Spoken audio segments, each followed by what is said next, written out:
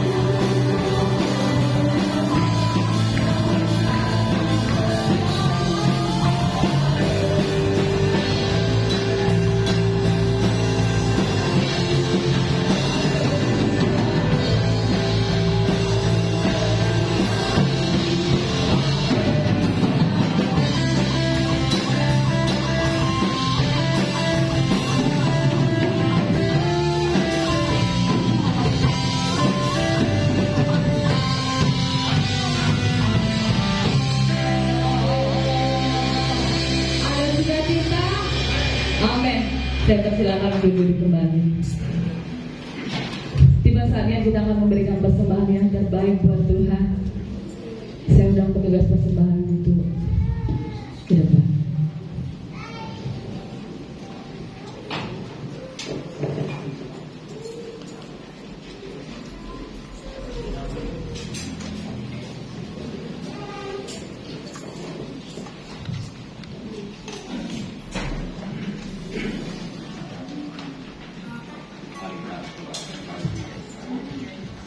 Tuhan Allah Bapa kami yang bertata di langit dan surga, kembali kami datang ke tempat kudus-Mu Tuhan.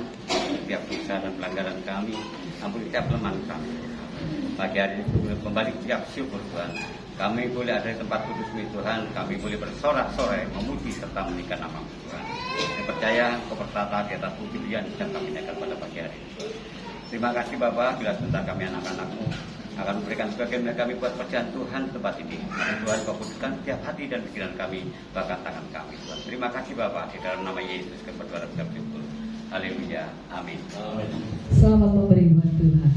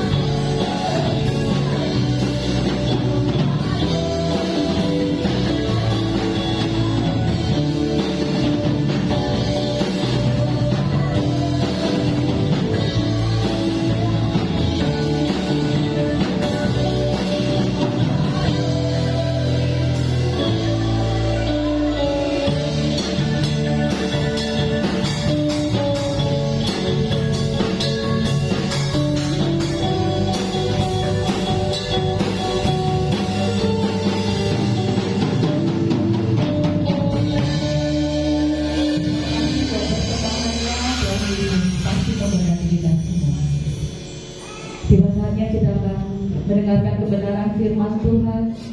Biarkanlah firman yang disampaikan hamba-Nya menjadi kekuatan di dalam kehidupan kita, dan Tuhan memampukan kita untuk melakukannya. Kita akan satu pujian, takkan pernah terlambat pertolongan.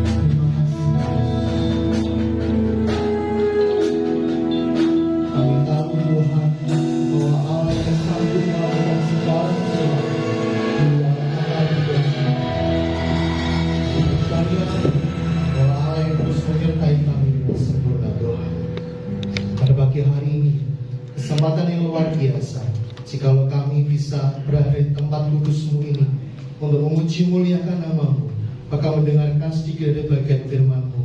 Kami percaya Engkau Allah yang akan membukakan pintu hati kami untuk dapat mengerti firman ini.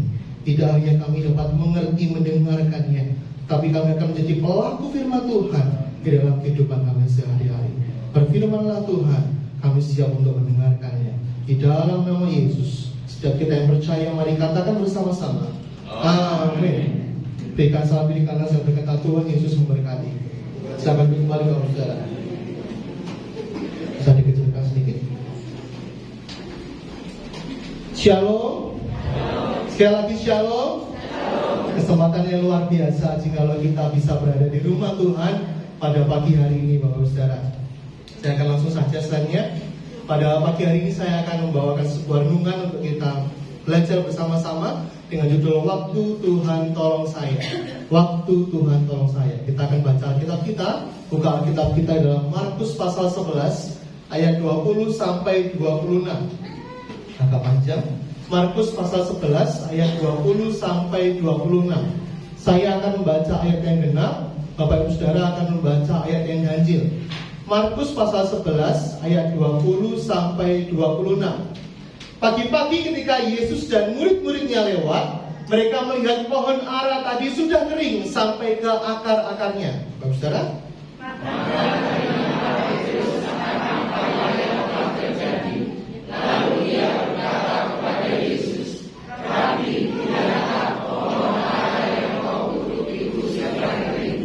Yesus menjawab mereka, percayalah kepada Allah. Aku berkata kepadamu, sesungguhnya barang siapa berkata kepada gunung ini, beranjaklah dan tercampaklah ke dalam laut, asal tidak bimbang hatinya, tetapi percaya bahwa apa yang dikatakannya itu akan terjadi, maka hal itu akan terjadi baginya. Karena itu aku berkata kepadamu, apa saja yang kamu minta dan doakan, percayalah bahwa kamu telah menerimanya, maka hal itu akan diberikan kepadamu. Dan jika kamu berdiri untuk berdoa, ampunilah dahulu sekiranya ada berada sesuatu dalam hatimu terhadap seseorang, supaya juga Bapamu yang di surga mengampuni kesalahan-kesalahanmu. Tetapi jika kamu tidak mengampuni, maka Bapamu yang di surga juga tidak akan mengampuni kesalahan-kesalahanmu. Terima kasih, Tuhan berkati, Saudara. Bapak Ibu Saudara, surat yang barusan kita baca atau Injil yang barusan kita baca itu adalah kitab Injil Markus yang disebut juga Yohanes. Penulisnya tentu saja adalah Markus. Dan Bapak Saudara perlu tahu bahwa di Alkitab kita ada yang namanya Injil Sinoptik, yaitu terdiri dari Matius, Markus, dan Lukas. Kenapa disebutkan Injil Sinoptik? Karena isinya mirip, urutannya hampir mirip tiga Injil ini, Matius, Markus, dan Lukas. Tetapi Bapak Saudara, Markus memiliki hal yang berbeda. Markus nulisnya itu lebih detail. Markus itu nulisnya lebih detail. Karena apa? Karena Markus menulis dari saksi mata. Jadi kalau Bapak Saudara melihat kisah pohon ara ini, itu juga ada di kitab yang lainnya, di Lukas. Tetapi lebih detail di Markus, Saudara, karena Markus menulis kitab ini berdasarkan saksi mata sendiri. Nah, lokasi terjadinya kisah yang barusan kita baca itu di tengah jalan antara Betania dan Yerusalem. Saya akan berfokus mengenai doa, Saudara. Bapak Saudara, kegerakan doa saat ini lagi jamur banget, lagi ada di mana-mana, melanda gereja Tuhan pada saat ini. Di berbagai tempat kita melihat dan mendengar adanya kegiatan gerejawi yang berkaitan dengan doa. Kita bisa sebutkan seminar doa, konser doa, doa semalam suntuk, atau doa sekota. Waduh, macam-macam ya. Doa adalah suatu hal yang tidak bisa dipisahkan dari kekristenan. Bahkan kita tahu bersama bahwa hal berdoa ini menjadi salah satu nilai plus di agama kita. Karena saking gampangnya, saking praktisnya, itu menjadi salah satu nilai plus di agama kita, Saudara. Nah, maka dari itu, setiap gereja yang benar, saya ulangi, setiap gereja yang benar pasti ada ibadah doa. pasti ada ibadah doa. Mungkin meskipun tidak ada kaum pria, tidak ada kaum wanita, tapi gereja yang benar-benar ingin bertumbuh itu selalu ada ibadah doa. Selalu ada ibadah doa. Nah, Bapak Ibu Saudara, sampai-sampai di sebuah gereja di Solo dibuka sekolah doa. Waduh, sekolah doa. Sekolah doa. Jadi doanya itu diajarkan, disekolahkan. Jadi kan masuk kelas gitu loh, Saudara. Tapi melalui Zoom. Nah, Bapak Ibu Saudara, di dalam Injil Markus pasal 11 ayat 20 sampai 26 yang tadi kita baca, Yesus memberi nasihat praktis dan taktis perihal bagaimana seharusnya kita harus berdoa. Yesus mau kita senantiasa rajin berdoa. Nasihat Yesus adalah sebuah kebenaran. Jadi harusnya kita tidak perlu ragu. Loh Mas, saya tuh bingung loh Mas. Pendeta ini mengajarkan doa ini, pendeta ini mengajarkan doanya harus seperti ini, di tempat ini mengajarkan doanya harus seperti ini. Macam-macam membuat kita bingung. Tetapi kita akan beranjak ke dasar dari ilmu doa ini, yaitu Yesus mengajarkan sebuah doa, saudara. Apakah nasihat Yesus tentang doa? Berbagai hari ini. Apakah nasihat Yesus tentang doa? Yang pertama adalah mempercayai dengan segenap hati. Mempercayai dengan segenap hati. Ayat 23 sampai 24. Saya akan bacakannya. Aku berkata kepadamu, sesungguhnya barang siapa berkata kepada gunung ini, beranjaklah dan tercampaklah ke dalam laut, asal tidak bimbang hatinya, tetapi percaya bahwa apa yang dikatakannya itu akan terjadi, maka hal itu akan terjadi baginya. Ayat 24. Karena itu aku berkata kepadamu, apa saja yang kamu minta dan doakan, percayalah bahwa kamu telah menerimanya, maka hal itu akan diberikan kepadamu. Bapak Saudara, kata kunci dari dua ayat ini adalah percaya sepenuhnya kepada Allah. Percaya sepenuhnya kepada Allah. Ketidakpercayaan atau kebimbangan dalam hati akan membuat doa itu menjadi sia-sia. Latar belakang Yesus berkata, percayalah kepada Allah, itu tentu ada penyebabnya, Bapak Saudara. Kalau kita mengamati ayat yang barusan kita baca tadi, kok bisa ya muridnya tiba-tiba nanya, tuh, tapi lihatlah, pohon ara yang kau kutuk itu sudah kering sampai ke akar-akarnya. Yesus tahu banget bahwa murid-murid itu masih ragu terhadap puasanya. Padahal pada saat itu murid-murid sudah ikut Yesus 3,5 tahun, tetapi masih ragu, masih nggak percaya, Bapak Saudara. Penyebabnya adalah keraguan dari para murid terhadap Allah yang sanggup untuk menyatakan kuasanya ketika umat berdoa kepadanya. Mari kita cermati dialog Petrus dan Yesus. Di ayat yang ke-21, maka teringatlah Petrus akan apa yang terjadi. Lalu ia berkata kepada Yesus, Rabi, lihatlah, pohon ara yang kau kutuk itu sudah kering. Nah, pada saat Petrus sebelum mengatakan ini, sebelumnya para murid itu paham banget. Semalam yang lalu kita lewat sini. Nah, pada saat itu para murid melihat, pohon yang dikutuk Yesus kemarin itu sudah kering sampai ke akar-akarnya. Diamati dulu. Lalu Petrus suruh ngomong, Rabi, pohon yang kau kutuk itu sudah kering. Tetapi kita bisa melihat Yesus nggak menjawab pertanyaannya. Tetapi Yesus berkata, Yesus menjawab mereka, percayalah kepada Allah. Loh, gak nyambung loh. Rabi, lihatlah, pohon yang kau kutuk itu sudah kering. Harusnya Yesus ngomong, ya kemarin tak kutuk kok. Enggak, tetapi Yesus berkata, percayalah kepada Allah. Gak sinkron, Bapak Saudara. Tidak sinkron. Yesus justru menjawab yang tidak sinkron sama sekali. Percayalah kepada Allah. Bapak Saudara perlu tahu, pada waktu Yesus mengutuk pohon ara, itu memang saat itu bukan musimnya. Pada saat itu bukan musimnya buah ara.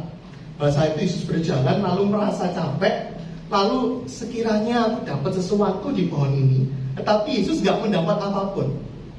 Duh, aneh tuh berarti ya. Pada saat Yesus datang ke situ, dia mengharap sesuatu, artinya pada saat itu memang bukan musimnya buah ara. Tetapi peneliti mengatakan harusnya Meskipun bukan musimnya buah ara, tetapi sudah ada bunganya. Paham ya? Kalau ada pohon yang berbunga, setelah itu pasti akan berbuah. Tetapi pada saat itu pohon ara itu tidak berbunga sama sekali. Tidak berbunga sama sekali. Sampai-sampai Yesus berkata, kudune wis ngembang. Kudune wis ngembang. Tetapi kayaknya kembangnya belas. Aku nggak melihat kehidupan di tempatmu. Lalu dikutuk mati sampai kering. Bapak Ibu Saudara, Yesus bukan kurang kerjaan. Yesus bukan kurang kerjaan, tetapi Yesus ingin memakai ciptaannya untuk jadi alat pembelajaran bagi murid-muridnya. Yesus ingin memakai pohon itu sebagai sebuah pembelajaran bagi murid-muridnya, Bapak Saudara, agar mereka semua percaya penuh kepada kemahakuasaan Allah. Yesus tahu secara persis keberadaan para muridnya yang telah mengikutinya kurang lebih 3,5 tahun. Kamu sudah ikut 3,5 tahun bersama dengan aku, tapi kamu belum percaya sepenuhnya kepadaku. Tuhan ingin mengajar mereka dengan peristiwa ini supaya para murid sungguh-sungguh percaya kepadanya. Jadi peristiwa Yesus mengutuk pohon ara adalah alat peraga Yesus untuk mengajar para muridnya untuk percaya kepadanya, untuk percaya kepada kuasanya. Setelah menjawab apa yang dikatakan oleh Petrus, Yesus gak membahas poin itu sama sekali, tetapi malah membahas gunung. Aku berkata kepadamu, sesungguhnya barang siapa berkata kepada gunung ini, beranjaklah dan tercampaklah ke dalam laut, asal tidak bimbang hatinya, tetapi percaya bahwa apa yang dikatakannya itu akan terjadi, maka hal itu akan terjadi baginya. Karena itu aku berkata kepadamu, apa saja yang kamu minta dan doakan, percayalah bahwa kamu telah menerimanya, maka hal itu akan diberikannya kepadamu. Pengulangan kata percaya yang diungkapkan oleh Yesus bertujuan supaya para murid menyadari pentingnya aspek percaya sepenuhnya kepadaku, pentingnya aspek sepenuhnya percaya kepada Tuhan ketika menaikkan permohonan doa kepada Allah. Yesus gak meneruskan membahas pohon ara itu, tetapi malah membahas gunung. Karena pada saat itu mereka berada di sebuah perbukitan. Tetapi saya yakin bahwa yang dimaksud Yesus adalah gunung batu. Tentu kita tidak bisa memahami ungkapan ini secara mentah-mentah untuk memindahkan gunung. Meskipun jikalau Allah mengendaki, gunung bisa berpindah di saat kita berdoa. Namun Yesus menggunakan gaya bahasa hiperbola. Pohon ara aja bisa mati dalam semalam, dan gunung bisa berpindah. Mengapa engkau tidak percaya?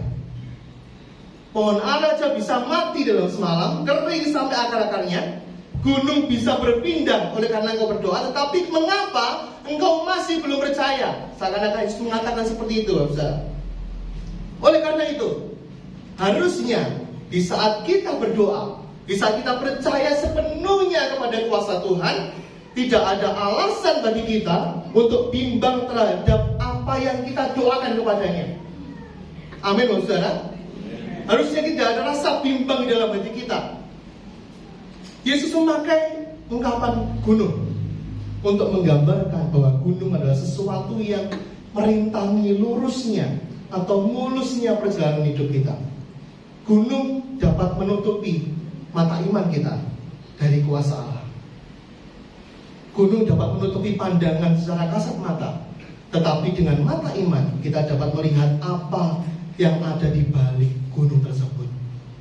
Maka dari itu, berdoalah dan percayalah sepenuhnya kepada Allah. Berdoalah dan percaya sepenuhnya kepada Allah. Bapak Ibu Saudara, di gereja ini saya melihat promosinya itu lebih gede sebenarnya pada saat pengumuman gerejawi selama sepekan gitu ya. Promosinya itu biasanya lebih gede di doa mujizat daripada komisi-komisi yang lain. Karena gereja ini ingin mendorong Bapak Saudara untuk datang doa mujizat, merasakan hadirat Tuhan. Beberapa minggu ini biasanya yang multimedia di doa mujizat itu happy. Karena happy mendapat tempat kerja yang baru, maka sip-sipan. Jadi pada saat happy nggak bisa, saya yang ada di multimedia, ya di doa mujizat. Pada saat beberapa minggu ini saya berada di sana, saya mengamati orang-orang yang datang. Karena saya tidak mungkin bisa untuk menutup mata untuk berdoa, tapi harus membuka mata. Jadi saya melihat siapa aja yang datang ya. Oh si A, oh si B datang. Saya mengamati beberapa minggu ini, orang-orang yang datang doa mujizat adalah orang-orang yang umumnya lebih kuat dibanding orang-orang yang tidak datang doa mujizat. Ini terbukti, ini benar-benar terjadi. Orang yang datang doa mujizat adalah orang-orang yang lebih kuat daripada orang yang tidak datang doa mujizat. Ini benar-benar terjadi, saudara. Kami sering menerima ada orang konseling, ada orang menceritakan pergumulannya, menceritakan permasalahannya, dan ada orang-orang yang konseling itu ganten-ganten. Konselingnya yo cerita kuwi sok tekone cerita kuwi nek. Cerita itu masalahnya gitu aja. Saya mengamati, datang ke doa mujizat. Orang ini nggak datang doa mujizat. Karena saya yakin orang yang setia datang doa mujizat tahu menyampaikan pergumulannya kemana. Ia tahu harus menyampaikan permasalahannya kemana. Yaitu pada siapa? Berdoa pada Tuhan. Yuk datang doa mujizat 1 jam. 1 jam. Upahnya mujizat. Bapak Ibu Saudara, ketika ada sesuatu yang merintangi dan menghalangi perjalanan hidup ini, sanggupkah kita berserah dengan penuh kepercayaan kepada Allah ketika ada sesuatu yang merintangi hidup kita? Sanggupkah kita berserah dengan penuh kepercayaan kepada Allah ketika ada sesuatu yang merintangi hidup kita? Seringkali kita berdoa, Tuhan tolong saya, Tuhan bebanku berat banget, Tuhan utangku banyak banget. Berdoa sampai nangis, berdoa sampai berlutut dan sebagainya macam. Tetapi doa amin, kaiso ya Tuhan nolong, kaiso ya Tuhan nolong. Angel guys. Kayaknya Tuhan gak bisa nolong. Kita seringkali tidak percaya kepada doa yang kita ucapkan. Kita seringkali tidak menaruh percaya sepenuhnya kepada kuasa Allah. Yuk, kita akan berserah dengan penuh kepercayaan kepada Allah.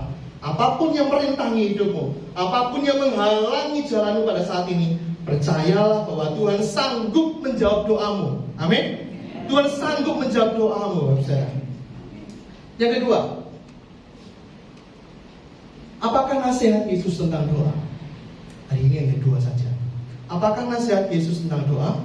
Yang kedua adalah mengampuni dengan segenap hati. Mengampuni dengan segenap hati. Ayat 25 sampai 26. Kita akan baca bersama-sama, kita berdiri bersama-sama. Markus pasal 11 ayat 25 sampai 26. 1, 2, 3. Dan jika kamu berdiri untuk berdoa, ampunilah dahulu sekiranya ada barang sesuatu dalam hatimu terhadap seseorang, supaya juga Bapamu yang di surga mengampuni kesalahan-kesalahanmu. Tetapi jika kamu tidak mengampuni, maka Bapamu yang di surga juga tidak akan mengampuni kesalahan-kesalahanmu. Sebelum Bapak duduk, katakan bisa kiri kananmu, percaya sepenuhnya kepada Allah. Percaya sepenuhnya kepada Allah. Saya akan dikembali. Hal kedua yang menjadi nasihat Yesus dalam hal berdoa adalah pengampunan. Selain hati yang tidak percaya, hal lainnya yang menjadi penghalang dalam berdoa adalah hati yang tidak mengampuni. Begitu pentingnya perihal pengampunan dalam hubungannya dengan doa, Bapak. Yesus berkata, jika kamu berdiri untuk berdoa, ampuni dulu. Jika kamu berdiri untuk berdoa, ampunilah dahulu. Ternyata nggak cukup cuma percaya, tetapi perlu hati yang mengampuni. Jikalau pada saat engkau berdoa masih menyimpan sebuah dendam, masih menyimpan sakit hati, maka doamu meskipun kau percaya sepenuhnya kepada Allah, tetap jadi akan sia-sia. Tetap jadi akan sia-sia. Penekanannya adalah tindakan secara pribadi untuk mengampuni seseorang yang bersalah. dan menyakiti hati kita sebelum kita menaikkan permohonan doa kepada Allah. Ungkapan ampunilah dahulu menunjukkan bahwa pengampunan terhadap sesama harus menjadi prioritas utama sebelum kita menaikkan permohonan doa kita. Tanpa mengampuni dengan segenap hati, jawaban doa tidak akan ada. Tanpa mengampuni dengan segenap hati, jawaban doa tidak akan ada.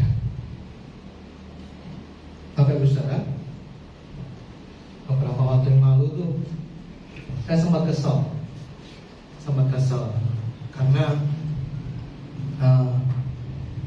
ada seorang jemaat yang ternyata datang ke gereja itu motivasinya nggak benar, motivasinya tidak benar. Ini terjadi sebelum pandemi sebenarnya. Jadi sebelum pandemi ada seorang jemaat baru,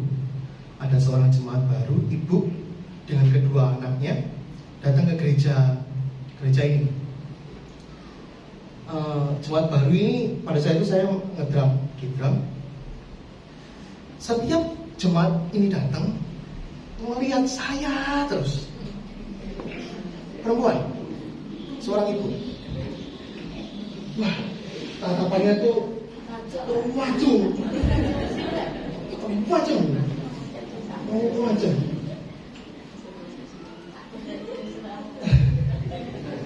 Loh, ganti ibu yang melihat saya ini. Tajam banget. Ibu ini habis kehilangan suaminya beberapa tahun yang lalu. Maksudnya meninggal suaminya. Tajam banget tanamannya, tatapannya tajam banget Bapak Saudara. Saya berpikir, mungkin seneng main drum. Oke lah, saya selalu berpikir positif. Tapi setiap minggu kok masih aja Cik Mangga ya. Tapi karena jemaat baru, suatu ketika kami janjian, Bapak Gembala dan Ibu Gembala, kami akan ke rumah Ibu minggu depan. Oke. Kami akan ke rumah Ibu minggu depan. Oke. Saya tidak cerita ini kepada Bapak Mama. Pada saat ke sana, saya nggak cerita. Pada saat ibadah, Bapak Saudara, setelah ibadah pulang pun nyalami saya ini juga lama gitu. Bener gitu. Lalu kami ke rumahnya. Sing disambut kok kayak aku tok. Bapak Ibu Gembala, ya pagi Pak siswa selamat pagi. Oke, saya duduk. Kok ya pas ada depan gue ya di rumahnya dia. Pak Yuswa, Pak.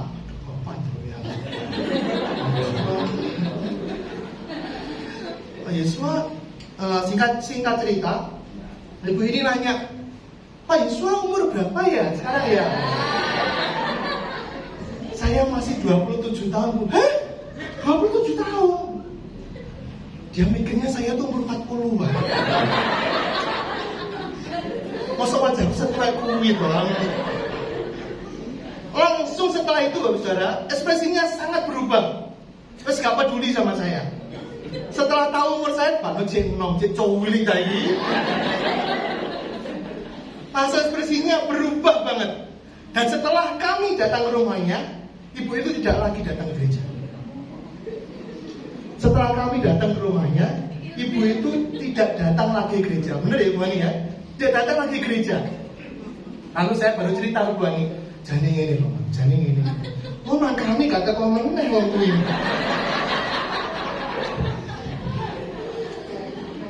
Dalam hati saya, kok ada ya, masih ada orang yang datang ke gereja dengan motivasi yang berbeda. Motivasi yang berbeda.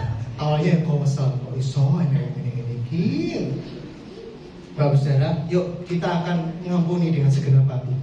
Karena di saat kita tidak mengampuni dengan segenap hati, maka jawaban doa tidak akan ada. Begitu pentingnya proses pengampunan, sehingga Yesus kembali memberikan pernyataan yang lebih tegas lagi. Tetapi jika kamu tidak mengampuni, maka Bapamu yang di surga juga tidak akan mengampuni kesalahan-kesalahanmu. Bapak Saudara, kenapa kok dikasih kurung. Jika Bapak Saudara melihat di Alkitab, di HP, di Alkitab buku itu ada di dalam kurung. Mengapa? Karena ayat 26 ini tidak ada di teks aslinya. Ayat 26 ini tidak ada di teks aslinya, Bapak Saudara. Tetapi jika kamu tidak mengampuni, maka Bapamu yang di surga juga tidak akan mengampuni kesalahan-kesalahanmu. Tetapi redaktur Alkitab Indonesia terjemahan baru menampilkan ayat ini karena saking mikirnya penting banget ini. Ini penting banget, mulai ditampilkan. Sebenarnya di teks aslinya tidak ada, Saudara. Apapun alasannya, walaupun kita memiliki sikap percaya penuh kepada Allah atas apa yang kita doakan, tetapi bila kita tidak melepaskan pengampunan, hal itu tidak akan pernah menjadi doa yang berkenan kepada Allah. Kalau Allah tidak berkenan, maka Dia tidak mungkin menjawab doamu. Jika Allah tidak berkenan, Dia tidak mungkin menjawab doa kita. Saya teringat dengan Raja Daud yang harus mengampuni Absalom. Absalom ini adalah salah satu anak Raja Daud yang sangat disayang. Tetapi endingnya adalah Absalom ingin membunuh bapaknya, ingin menurunkan bapaknya dari tahta. Yang akhirnya Raja Daud melepaskan pengampunan bagi Absalom.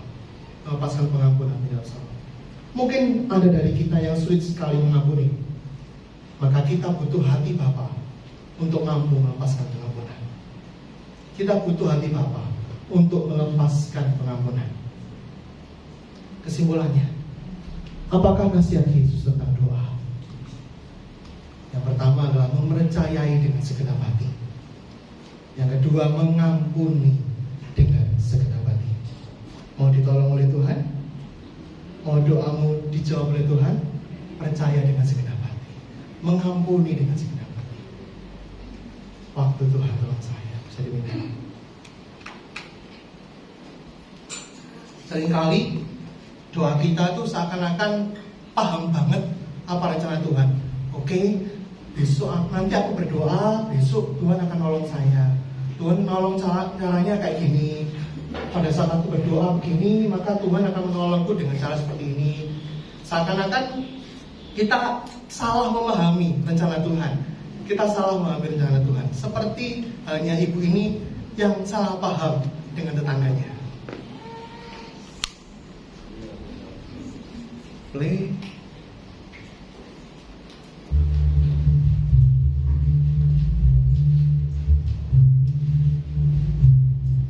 Bisa dinaikkan volumenya? Lagi.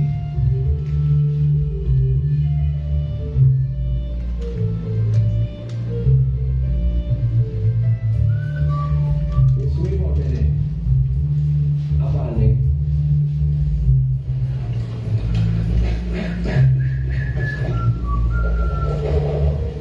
Ya sing kuwi mau. Ayo dulu. Kayaknya kepotong sasian kok ya. Mestinya akeh duite ya. Ayo monggo. Ya mestine to ya mungkae banding karo resikone. Kowe gelem kok? Wah, aku wae durung dibojo kok. Gang sama ya apa gang? Wah, mancing. Kepitan. Obat jamu, ayolah kan gorengan, wis akeh ya. Slambe muga gang. Manungmu lho bakal ono bakwan iki. Coba sono lho, Mbok. Wih, ben ngoceh banter sok perake. Oh, iki manuk impor gang. Ben di mana ning omah? Duwe lah. Wis yo tapi pakane rajos ta ya. Iya, Dek. Wih, ketemu lagi lah. Ayo, nggih, pansal lho. Mampir, nang omah.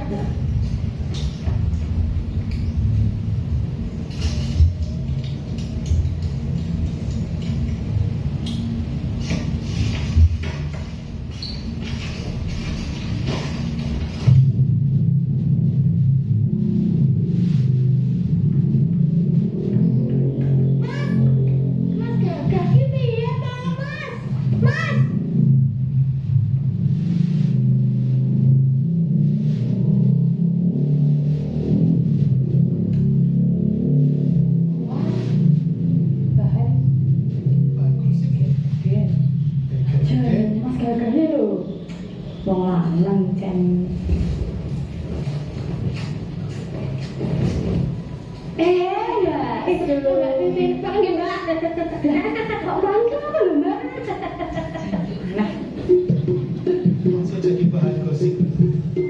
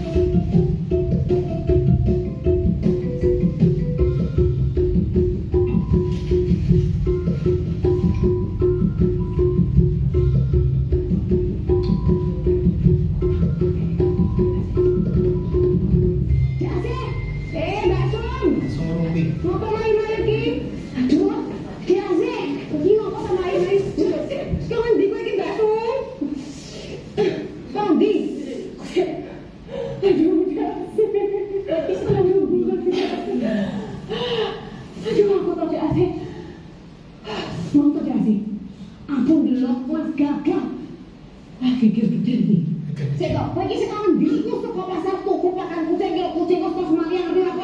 Kayak itu ya makan kampung. Ayo itu ya makan ini aku bikin bagus banget ya asik. Motor, Mas Gagah kok numpak motor. Numpak motor, Mbak Titin waktu sok, Mbak Titin ngoyak. Terus gue sapu, Mas Gagah, ngomong kalau dia ini gede, jangan awet nek ngomong. Tenangan iki, aku tenangan iki, aku menyaksikan. Oh, with my itu, ya, mata kepala saya sendiri. Oh ya, ini mah betul-betul manis. Saya Gagah ini merusi tak iki. Tak mancing sih ya.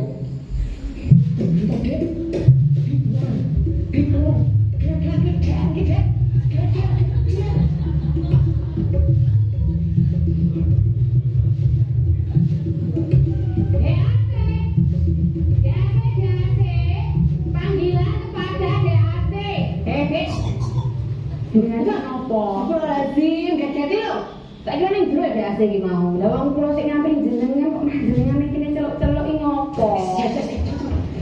Sini, cepet awak dhewe mangkat kali satu. Ndak kok awak dhewe iki enak rentok kucukan lho. Wah, kok mak liyane ta sing oleh. Gati. Terus aku ini. Istilah nopo saja asik. Ibu tak bayar karo panci lho, panci meneh toh auto sing ngene bae. Karo lipen setikku, tapi bener lipen setikku rambutnya gerak.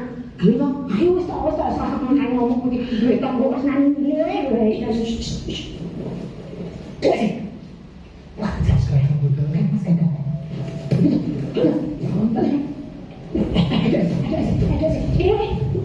Mas coba ini jurusannya gini, bos nomor apa ayo?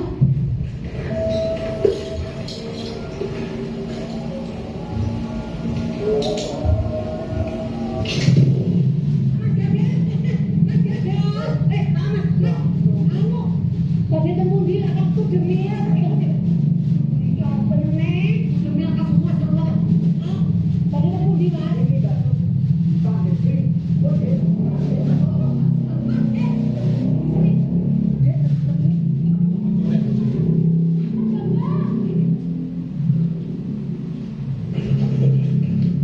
Mbak Titin, gimana Mbak? Ada musuh yang berkesering orang lain. Coba sering kita kok. Waktu kita ngerti. Kita nanti ikan cocok lagi di laut. Apa yang iso mau iso ribut? Kalau lagi ada ini iso mau bibir gede. Bener mana apa punya geger gede mah. Wajib besok banget ya. Ini bahasa Inggris nyicil. Timbak Jan. Mas Gagah ya piye to? Dompet TKRI itu, Pak. Balik dompet ini. Oke. Timbaknya dompet TKRI. Hanya karena dompet ketinggalan tapi menjadi salah paham. Bapak Ibu Saudara, yuk kita akan berdoa dengan sepenuh hati, berdoa percaya dengan sepenuh hati, mengampuni dengan segenap hati. Jangan sampai kita salah paham dengan apa maksud Tuhan di dalam kehidupan kita. Dan sumber berkati kita semua, kita berdiri bersama-sama. Haleluya.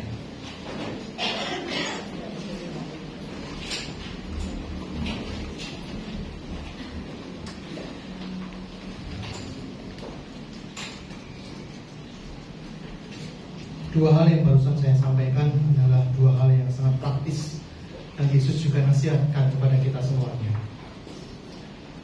Tetapi pertanyaannya, apakah kita mampu melakukannya atau tidak? Jika dua hal ini belum mampu kita lakukan, maka doa kita tidak akan bermakna dan menjadi nyata. Tetapi jika kita mampu melakukan dua hal ini, berdoalah sekarang. Berdoalah sekarang dan terimalah jawaban Tuhan.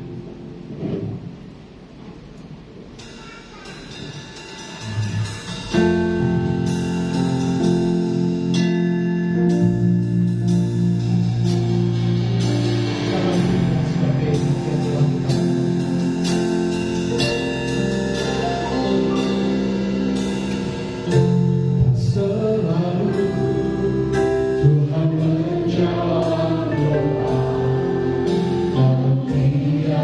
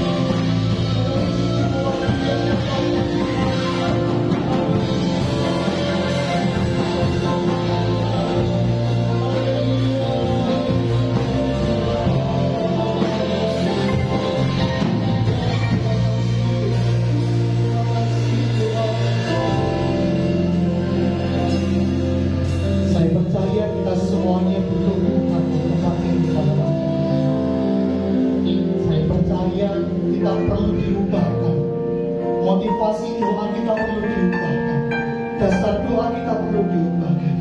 Dan kita semua percaya bahwa Tuhan sanggup melakukan kuasa-Nya di dalam kehidupan kita. Melalui doa kita, Tuhan mau mengubahkan hal yang tidak mungkin menjadi mungkin. Maka dari itu mari kita angkat tangan kita ke atas dua-dua. Semuanya kita akan mengangkat ke atas tangan kita. Nanti Bapak Kembala akan berdoa dengan semua.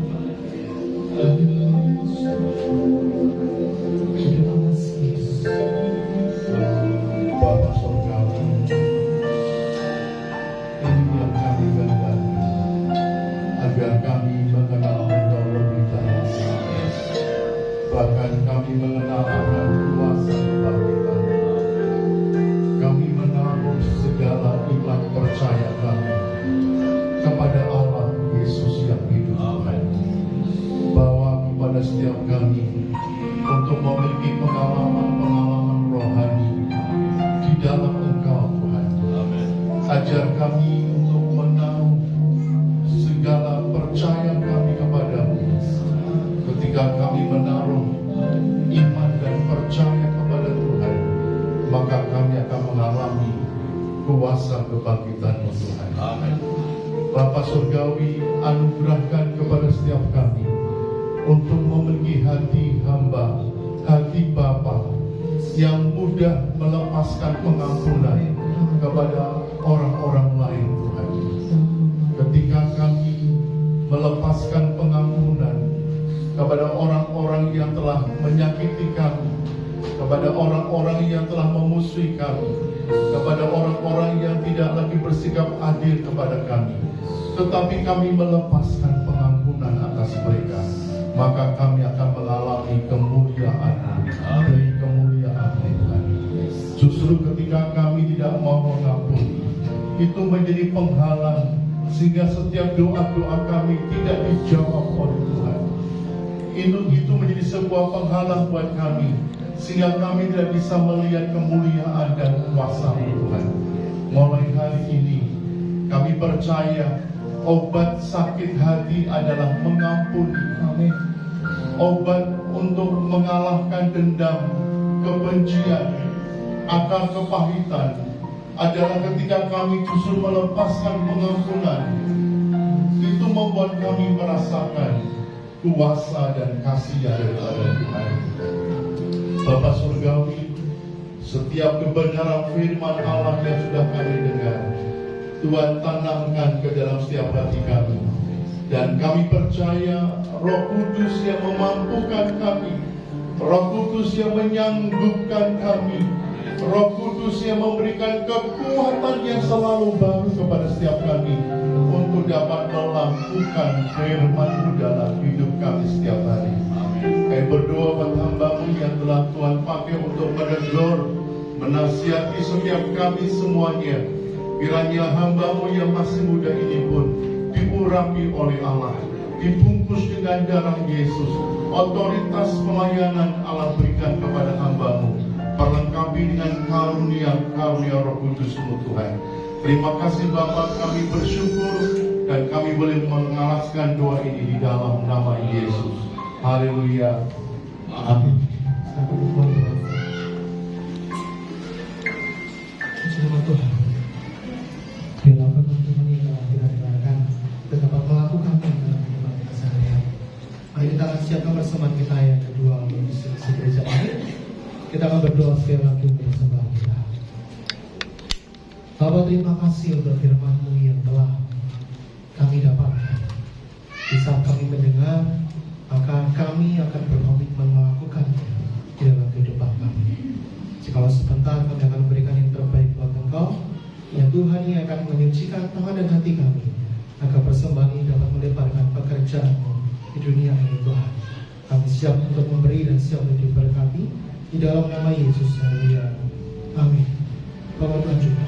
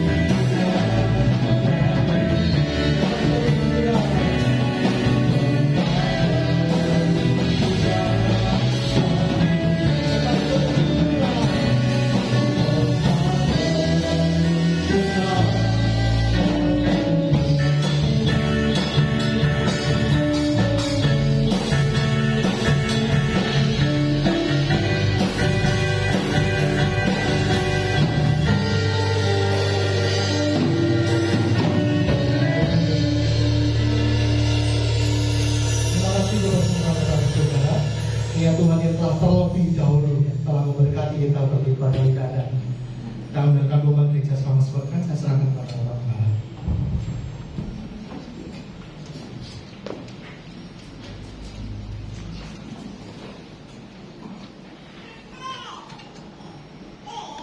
Puji Tuhan, saya sampaikan umat Benjami.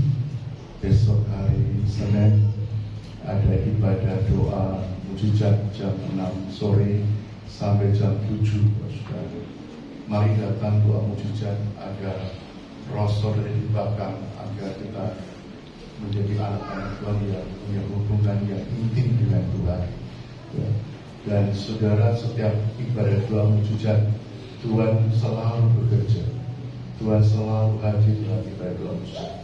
Kalau saudara tidak percaya, tanya kepada orang-orang di sini yang datang doa mujizat. Pasti dia berkata, Tuhan selalu hadir dan Allah kerja luar biasa. Hari Kamis ada ibadah kaum wanita jam 6 sore. Hari Sabtu Bapak Ibu Saudara diundang semua ibadah ucapan syukur di rumahnya Ibu Yuli Tornadi di perumahan Royal Garden, ya. Mengenang 2 tahun Bapak Tornadi yang sudah pulang ke rumah Tuhan. Dan kemudian juga diundang oleh Tia dan Happy untuk bisa hadir di ibadah ucapan syukur. Saudara yang tidak punya kendaraan bisa kumpul di gereja.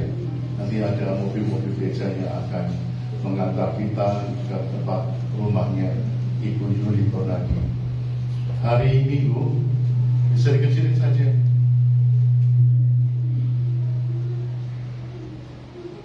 Hari Minggu ibadah umum yang pertama jam 6 pagi disertai dengan sakramen perjamuan suci.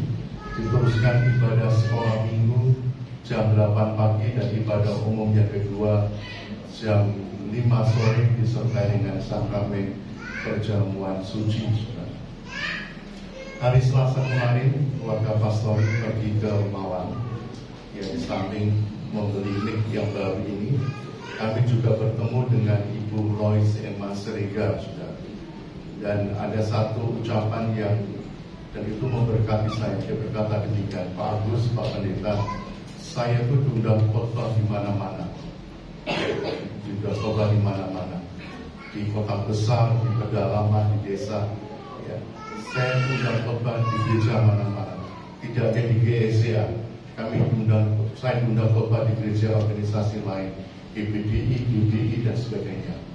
Tapi tidak ada gereja yang saya kunjungi seperti GSA Kediri.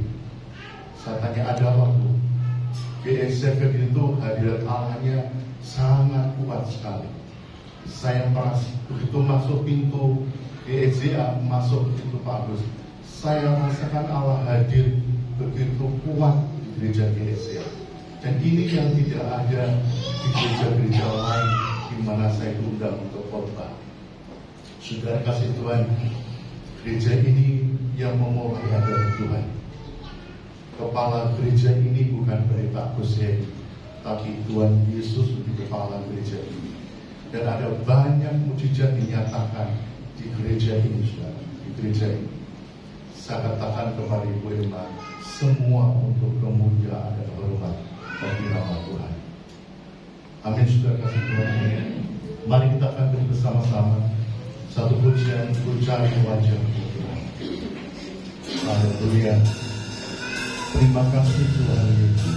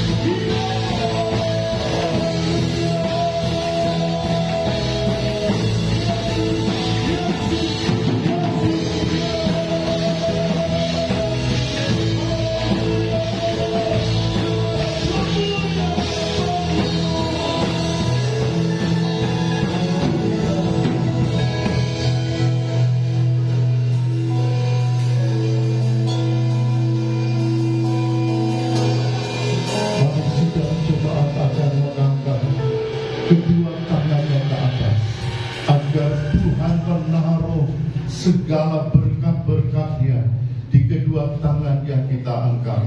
Bapa Surgawi, Bapa melihat setiap tangan-tangan iman yang diangkat di ruang maha suci-Mu.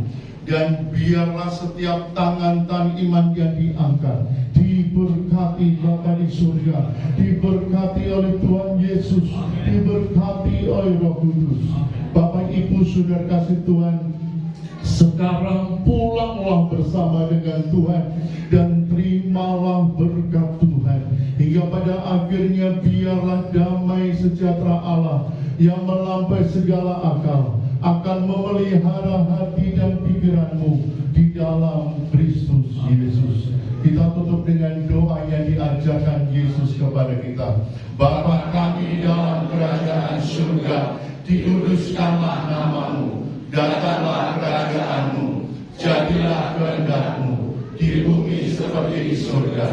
Berikanlah kami pada hari ini makanan kami yang secukupnya, dan ampunilah kami akan kesalahan kami, seperti kami juga mengampuni orang yang bersalah kepada kami.